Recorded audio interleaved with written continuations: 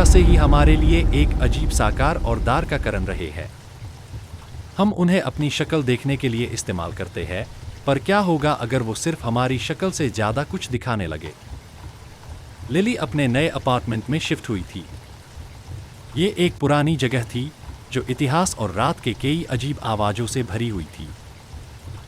उससे वो एंटिक आईना बहुत पसंद था जो अपार्टमेंट के साथ आया था। ये उस जगह को एक अलग कैरेक्टर दे रहा था, उसने सोचा। लेकिन उससे पता नहीं था ये आईना कुछ और हाई चीज़ अपने साथ ला रहा था। अगले सुबह सब कुछ नॉर्मल लग रहा था, लेकिन कुछ दिनों बाद लिली को कुछ अजीब लगने लगा। आईना जैसे बदलने लगा।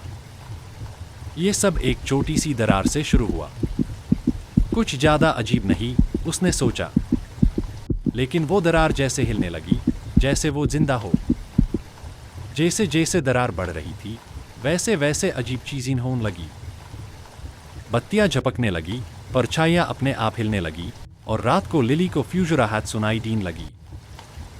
एक रात वो फ्यूजराहट उससे जागा देती है। वो बेड से उठकर आईने की तरफ चलने लगती है, जैसे कोई जादू सा हो गया हो। एक डरावने पल में आईना जिंदा हो गया। एक साया हाथ बाहर आया, उसकी बाहें पकड़ ली, जैसे बर्फ की तरह ठंडा हो। वो जदोजहद करती रही, लेकिन वो पकड़ बहुत मजबूत थी। उसकी चीखें कमरे में गूंज रही थी, लेकिन किसी ने नहीं सुना। वो साया उससे आईने के अंदर खींच लिया और वो गायब हो गई।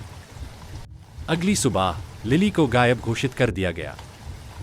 उसका अपार्टमेंट खाली था, सिर्फ वो आईना बचा था जो अब पूरी तरह से टूट चुका था। ये आईना अब भी वहाँ है, अपनी अगले शिकार के इंतजार में।